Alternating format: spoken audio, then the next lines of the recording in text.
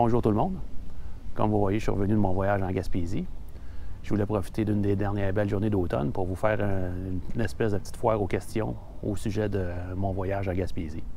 Ça pourrait être utile à certains d'entre vous qui ont l'intention de faire ce voyage-là un jour, ou même n'importe quel autre voyage. Donc, pourquoi j'ai choisi la Gaspésie? C'est parce que c'est un voyage que je faisais en solitaire. Puis la Gaspésie, c'est un coin que je connais très bien. Je vois souvent à l'hiver en motoneige, puis à l'été aussi, je fais souvent de la moto dans ce coin-là. Puis j'ai de la famille à quelques points stratégiques tout en entour de la Gaspésie. Fait que je trouve ça rassurant d'avoir du monde qui vont pouvoir m'aider en cas de besoin. Puis en même temps, la Gaspésie, comme vous avez pu voir dans mes vidéos, c'est une super belle région. C'est une région où on a l'impression d'être vraiment dépaysé. L'effet, officiellement, l'effet de dépaysement, puis l'effet des paysages magnifiques est là. Puis c'est comme si d'abord on se sent loin, mais en même temps, on n'est jamais loin de grand-chose. Toujours un petit village pas loin de nous autres en Gaspésie. Donc c'est ce côté-là que je trouvais rassurant, puis ça explique en partie pourquoi j'ai décidé de faire le tour de la Gaspésie par la TQT. Donc j'ai pris des notes.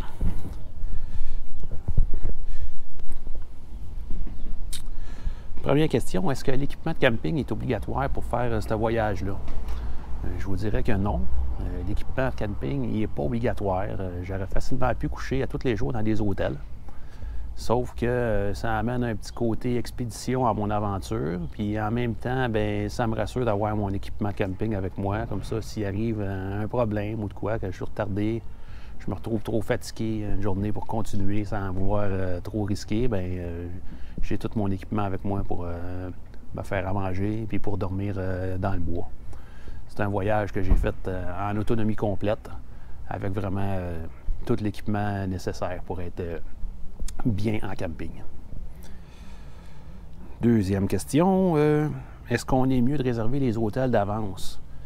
Si vous faites votre trip en Gaspésie quand c'est le temps des vacances, là, en plein cœur de l'été, je vous dirais que oui, parce que c'est une région touristique qui est énormément achalandée pendant le prime time, comme on dit. Mais moi, mon voyage se faisait au mois de septembre, donc j'avais rien réservé d'avance.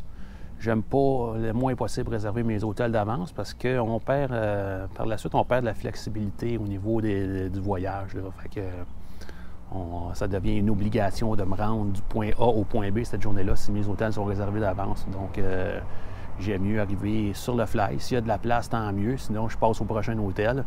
Au pire, j'ai mon équipement de camping avec moi qui va me permettre de bien dormir. Les pneus.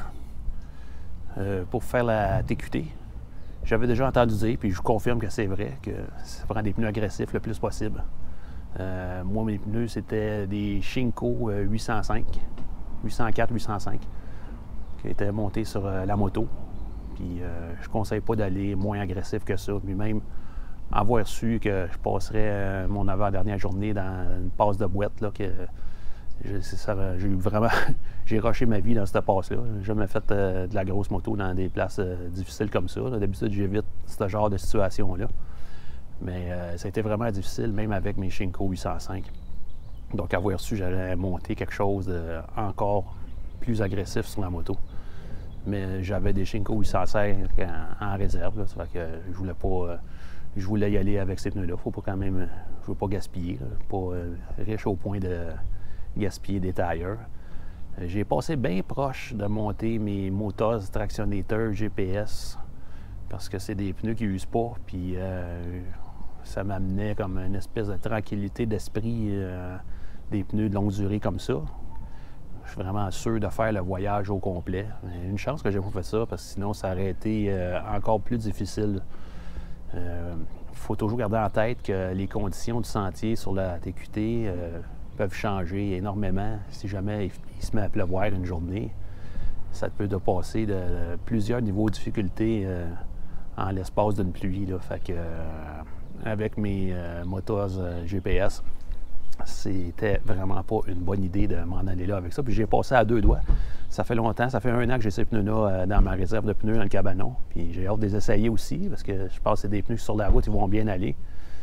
Mais après avoir vécu ce que j'ai vécu, je pense que moi, canceller ça de ma liste de pneus. Probablement que ces pneus-là vont se retrouver à vendre dans un futur rapproché. Puis moi, tout le temps, à monter quelque chose d'agressif sur mes bikes. Après ça, l'habillement. Bien, l'habillement, évidemment, quand on fait ce voyage-là au mois de septembre, puis même en plein été, habillez-vous, amenez-vous du stock vraiment chaud qui va vous permettre d'être à l'aise dans toutes les conditions. Parce qu'encore là, s'il se met à pleuvoir, ça peut devenir frisquet en pas long. Puis on se trouve à traverser des paysages qui sont montagneux. On est sur le bord de la mer bien souvent aussi, avec la petite brise de la mer, puis tout, là. C'est pas chaud des places, des bouts, là. J'ai pas quand même pogné de température trop froide pendant le voyage. Pas eu besoin de mettre de polar pantoute au courant de mon voyage, mais ça aurait pu. Donc, j'avais tout mon kit pour rouler à 0 degré même. Donc, combine, polar, des bas de laine, des gants chauds. Avec mon soute en Gore-Tex à l'épreuve de la pluie, mon soute clim en Gore-Tex qui fait un bel travail que j'adore. Donc, j'étais bien équipé pour faire ce voyage-là. La température n'a pas été un souci pour le voyage, comme je vous dis, mais c'est bon de prévoir le pire, puis de vous habiller très chaudement quand vous allez là. La plus longue distance que j'ai faite sans gaz, c'est environ 240 km, si je me souviens bien. Donc, puis peut-être même c'est 220 km. Je n'ai pas pris vraiment de notes de ce côté-là. Donc, le gaz, c'est pas un problème en Gaspésie. On n'a jamais à faire bien long avant de rencontrer un point de gaz. Donc, si vous vous apprêtez à faire la run, pas nécessaire de vous amener une réserve de gaz puis une autonomie incroyable. Là, ça va juste rajouter du poids pour rien sur vos motos. Puis, bien, le poids, moins on en a, mieux c'est. Plus c'est facile à ce moment-là. Donc, le matériel obligatoire, ben moi, j'ai toujours mon kit de survie. Donc, j'ai toujours avec moi des barres à tailleur, des chambres à air, même si mes pneus, c'est des tubeless, au cas de déchirer un pneu, puis pour être capable de me dépanner. J'ai toujours des chambres à air avec moi sur la moto. Pour ce voyage-là, j'avais emmené juste une chambre à air de 21 pouces. Donc, si jamais, même si c'est une 21 pouces, vous pouvez toujours fitter ça dans le pneu arrière et vous allez sortir du bois comme ça sans problème, là. Donc, des chambres à air, une trousse de premiers soins. J'ai toujours une bâche avec moi. Mon équipement de camping, ça je l'ai déjà dit. Tout ce qu'il faut pour me faire chauffer des affaires, pour manger des repas chauds. Vu que c'est un voyage que je fais en solo, j'avais un Garmin InReach avec moi. Donc ça me rassure bien d'avoir ça. Comme ça, si jamais il m'arrive un problème majeur et que je suis pris dans le milieu de nulle part, bien, je vais quand même être capable de contacter du monde ou d'appeler les secours. En plus de mon cellulaire, j'ai un GPS. Parce que si jamais le cellulaire brise, bien, moi, je vais avoir un autre moyen de pouvoir m'orienter. Malgré que ce n'est pas des chemins où c'est tellement difficile, c'est pas vraiment dangereux de te perdre là-bas. Là. Tu vas toujours finir par arriver à quelque part, mais avoir un GPS, ça me rassure beaucoup. Donc, c'est à peu près ça comme équipement de sécurité obligatoire que je dirais à avoir. Mais aussi, évidemment, il y a le kit d'entretien pour la moto. J'ai fait ce voyage-là en me traînant du chain cleaner. D'habitude, j'achète jamais ça, mais là, je m'étais acheté une bouteille de chain cleaner puis une bouteille de chain lube. J'ai fait ma chaîne puis l'entretien minimum sur la moto à tous les jours pour essayer de préserver ma chaîne puis en même temps pour ma tranquillité d'esprit. On peut passer plusieurs jours sans la faire aussi. Je l'ai déjà faite, mais j'aime autant prendre le temps de faire une bonne inspection puis un entretien minimum de la moto à tous les jours, à tous les débuts de journée, dans mes habitudes de faire ça. Donc, la difficulté du sentier, c'est des sentiers quand même faciles, je dirais, pour la plupart du temps, sauf dans des sections vraiment courtes que le niveau de difficulté peut monter un petit peu. À ce moment-là, je ne le savais pas, mais étant donné que j'étais... pourtant, j'étais avant la période de la chasse. La chasse, je ne comprends pas trop comment ça fonctionne, là. La chasse était supposée commencer le 1er octobre en Gaspésie, mais il y a certains secteurs qui ont l'air à ouvrir la chasse. Plus de bonne heure comme dans la réserve de Matane, puis dans des sections où la chasse, il doit s'accorder des permis de chasse spéciales, peut-être au tirage au sort ou quoi. Je ne vais pas à chasse, je ne connais pas ça. Donc, le tracé empruntait des voies de contournement là, à une couple de places. Donc, c'est peut-être pour ça qui explique que je me suis ramassé dans des situations peut-être où le sentier était un peu plus difficile dans certaines portions, mais c'était jamais long. Puis, c'était jamais trop difficile non plus. On dirait que c'était calculé précisément pour que tu pognes juste la limite, là. Puis après ça, juste pour qu'il y ait un petit peu de challenge, après ça, ça redevenait facile. Donc, la plupart du temps, ça durait peut-être 5-10 minutes où les conditions étaient un peu plus difficiles. Puis après ça, bien, ça se replaçait, on tombait dans les gros chemins. Puis ça a super bien été au niveau de la difficulté. Sauf dans mon avant-dernière journée, comme vous avez pu voir, où j'ai rushé ma vie. 2 chutes dans la boîte. C'est pas des chutes qui ont fait mal, là, puis il n'y a pas de danger, il n'y a pas de vitesse vraiment dans ces chutes-là. Mais c'était trop glissant pour mon niveau de compétence. Le bike chargé, gros bike chargé, peut-être avec des meilleurs pneus, ça aurait sûrement pu aller mieux que ça. En tout cas, j'ai fini quand même par m'en sortir. Merci à mes 2 partenaires qui m'ont accompagné dans ces journées-là, parce que sans eux autres, je suis certain que j'aurais viré de bord. Il m'aurait manqué une partie du tracé, parce que quand je suis tout seul habituellement, je ne m'aventure pas dans des affaires qui sont aussi tough que ça, là. Donc, un gros merci à mes 2 partenaires de m'avoir accompagné et de m'avoir soutenu dans cette passe-là qui était un peu plus difficile, qui m'a complètement vidé. Après ça, j'étais comme... Je voulais juste prendre des breaks. Je sentais que j'y retardais les gars.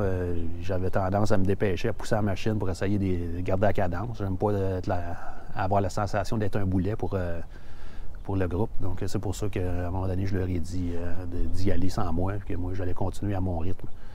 Puis, c'est ça, la journée, ça s'est bien fini, sauf que j'ai pris pas mal de pauses, puis j'ai vraiment ralenti la cadence, là. J'avais hâte d'arriver à mon hôtel rendu le soir, là. C'était la dernière journée, puis j'ai vraiment tout donné cette journée-là. C'était vraiment comme une expérience, quand même super expérience, là. J'ai vraiment apprécié ma dernière journée. Le côté challenge, je l'ai vraiment apprécié. Est-ce que c'est faisable? Oui, en solo, c'est faisable en solo. La preuve, je l'ai faite, puis je suis quelqu'un quand même pas... J'ai pas un niveau d'expert, là. Je me considère comme un rider moyen, là. Donc, c'est faisable en solo, sans problème, avec un minimum d'expérience, puis un minimum d'équipement de sécurité. C'est quand même pas un sentier qu'il faut faut pas sous-estimer le sentier non plus. On a beau pas être loin de nulle part, on est quand même en territoire isolé. Et puis, si jamais quelqu'un tombe, puis se fait mal, puis se ramasse blessé dans ce territoire-là, le temps peut être long là, avant que quelqu'un passe. Je n'ai pas croisé grand monde quand même dans mon voyage. C'est sûr que j'étais hors saison, mais... préparez-vous, puis comme je vous dis, avec le bon équipement puis le minimum d'expérience, c'est parfaitement faisable en solo. Je conseille quand même pas de faire ça en solo. C'est toujours mieux d'avoir un ou 2 bons partners. Mais comme dans mon cas, pas le choix de faire ça en solo. J'ai pas vraiment de partner. Ça va peut-être venir, j'espère que ça va venir dans le futur, mais... je fais toutes mes trips en solo, ou presque, là, autant en moto qu'en motoneige. Mes chums, ils n'ont pas de vacances en même temps que moi. J'en ai d'autres qui auraient des vacances, mais que les autres, leur côté hors route leur plaît un petit peu moins. Donc, c'est ça. À un moment donné, je vais rencontrer quelqu'un avec qui ça va cliquer, qu'on va être le même beat, puis que ça va me faire peut-être un bon partner, mais... c'est pas encore arrivé. Donc, en attendant, ben, on continue à faire mes trips solo en faisant attention. Puis, à date, il ne m'est pas arrivé de grosses bad luck, là. Jamais blessé tout seul. C'est pour ça que je conduis toujours en me gardant une petite gêne, là. J'aime mieux être sûr de terminer mes journées que de trop risquer puis trop pousser la machine puis qu'il m'arrive un accident et puis que la journée se finisse mal. Est-ce que j'ai eu des problèmes avec ma moto? Non, aucun problème mécanique avec la moto, malgré tout ce qu'on entend sur KTM. J'ai pas eu vraiment de problème durant mon voyage. La seule affaire, c'est avant de partir en voyage, j'ai eu une alarme qui a commencé à rentrer dans mon tableau de bord, une alarme de capteur de pression en faute sur la roue arrière. C'est un peu bizarre. Pourtant, quand je vois dans les détails de l'alarme, je vois que la pression rentre bien dans le système. Puis j'ai comme vérifié la pression même avec mon gauge manuel. Puis la pression, c'est vraiment la pression indiquée était la bonne pression, mais j'avais toujours une alarme en rouge dans le bas du tableau de bord qui me fatiguait un peu. C'est toujours fatigant d'avoir du rouge dans ton tableau de bord.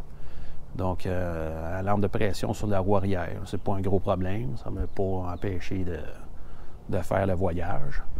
Puis en cours de voyage aussi, à force de se faire brasser dans la planche à laver, j'ai perdu un pré-filtre sur mon entrée d'air avant. Ça fait 2 fois que la situation m'arrive. Pourtant, j'avais remonté ça dans le Loctite bleu, puis j'en avais mis en masse du Loctite. Il y a vraiment un problème avec un des pré-filtres. Là, je ne sais pas. Je soupçonne un petit peu de peut-être que les filets sont strippés. D'après moi, la place où ce que j'ai fait affaire qui ont préparé la moto quand je l'ai acheté, ils ont peut-être trop serré ça.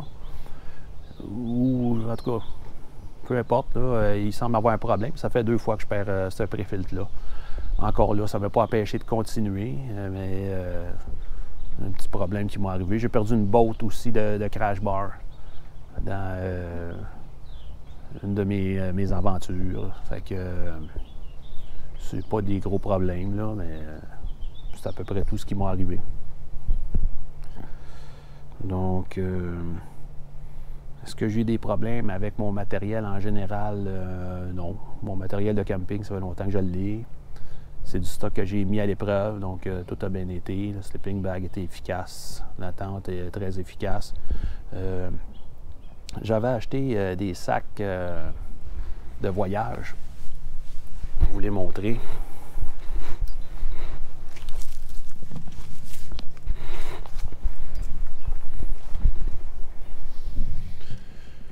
J'ai acheté des sacs de voyage Nel Solring pour mettre sur le dessus de mes paniers.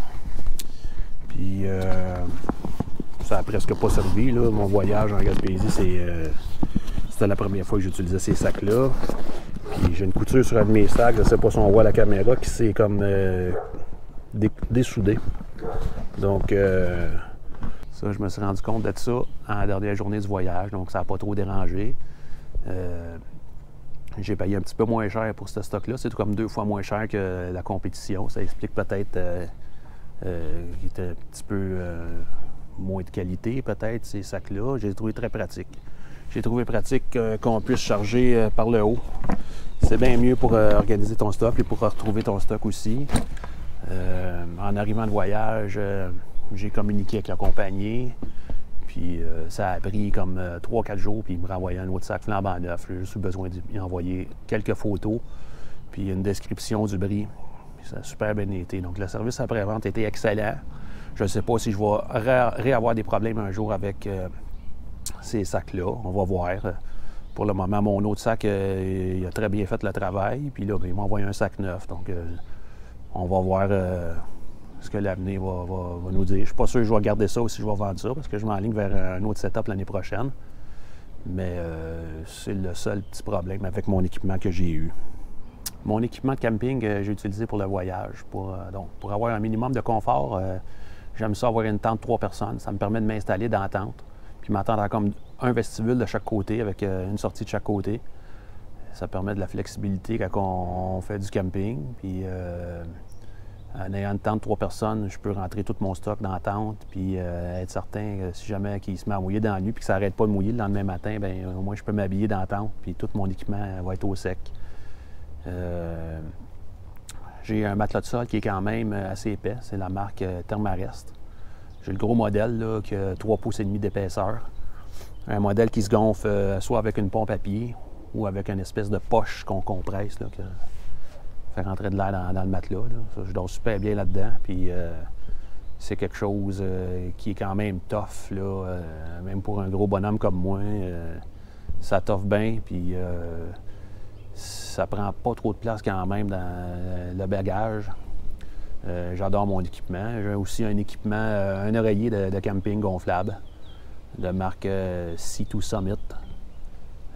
J'ai été longtemps à dormir sur mon manteau de moto ou avec ma poche de linge puis tout ça, mais je trouve que ça vaut la peine là, pour la place que ça prend dans le bagage. Là, avoir un oreiller puis être confortable, ça vaut vraiment la peine. Comme sleeping bag, j'utilise un sleeping bag en plume.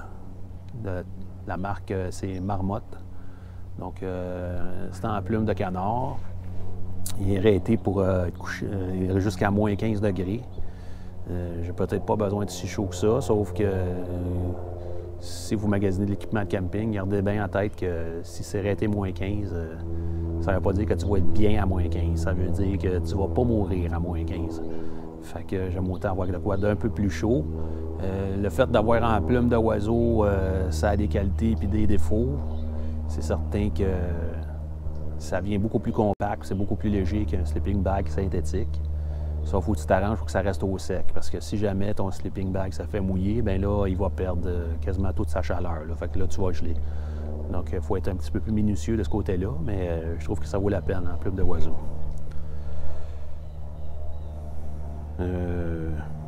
Moi, j'ai eu des commentaires aussi sur mes paniers en aluminium, là, que ça peut être dangereux, oui, je sais, vous avez tout à fait raison. Qu'est-ce qui est arrivé, c'est que ça, c'est ma première moto-aventure. Puis quand j'ai acheté ça, j'ai été un petit peu mal conseillé. Là. Mon vendeur, on dirait qu'il ne connaissait pas ça lui non plus. Bon, il me dit que les paniers en aluminium, c'est solide, puis ça, c'est tough, puis tout ça. Puis bon, OK, j'étais allé dans cette optique-là.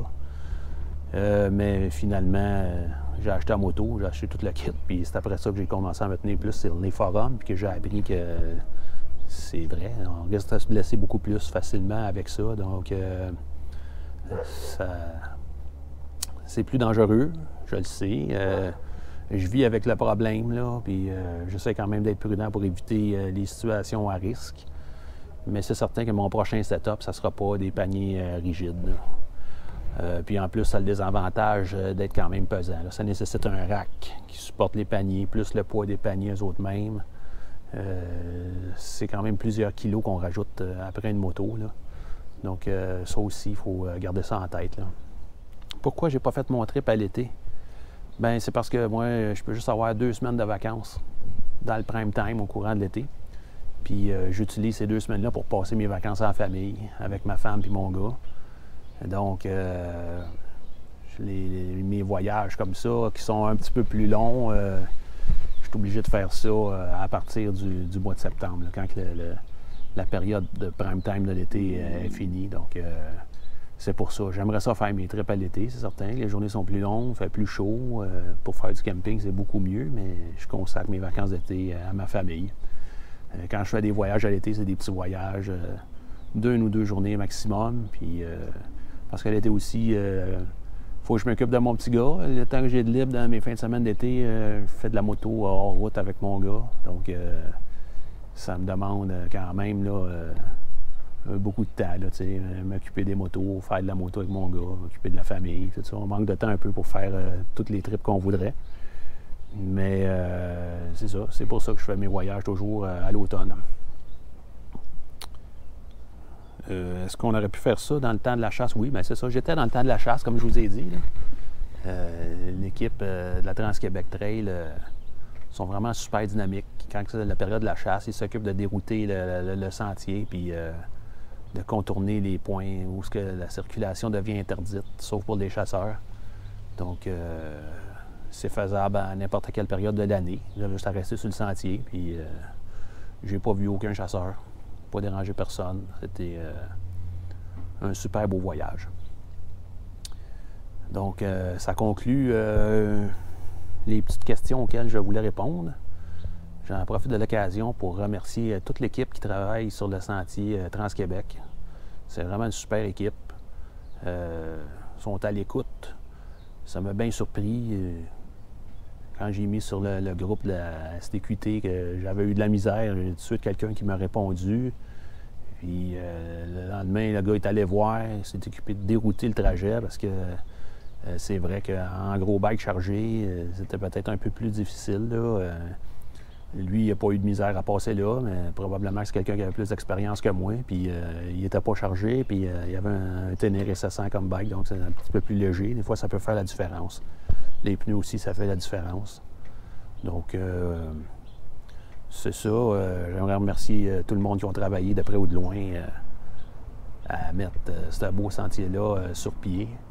Puis, c'est surtout pas une critique que je veux faire quand je vous dis que des sections ont été plus difficiles. Il faut comprendre que le tracé peut changer, évolue, au gré de la température, puis au gré du passage de la circulation. Il y a des fois que le sentier peut se transformer. Fait que c'est vraiment pas pour chialer que j'avais mis mon message sur le groupe. C'était plus pour partager mon expérience, là. Donc, j'aimerais remercier tout le monde d'avoir contribué. Donc, j'espère que ça va pouvoir aider certains d'entre vous, cette petite vidéo-là. Je vous remercie d'avoir écouté jusqu'à la fin. Si vous avez apprécié, bien, gênez-vous pas pour liker. Ou si vous avez d'autres questions, bien, vous pouvez toujours envoyer ça en commentaire. Ça va me faire plaisir de faire tout mon possible pour vous répondre. Puis, merci d'avoir écouté mes vidéos. C'est super encourageant. Je vois qu'il y a du monde qui m'écoute. Ça m'encourage à en faire d'autres. Puis, le nombre d'abonnés continue à monter sur ma chaîne. Je suis rendu à 135 abonnés. C'est super motivant. Donc, si vous appréciez, gênez-vous pas. Abonnez-vous, likez, mettez-moi des commentaires. C'est pour vous autres que je fais ça. Puis, je vous dis à la prochaine.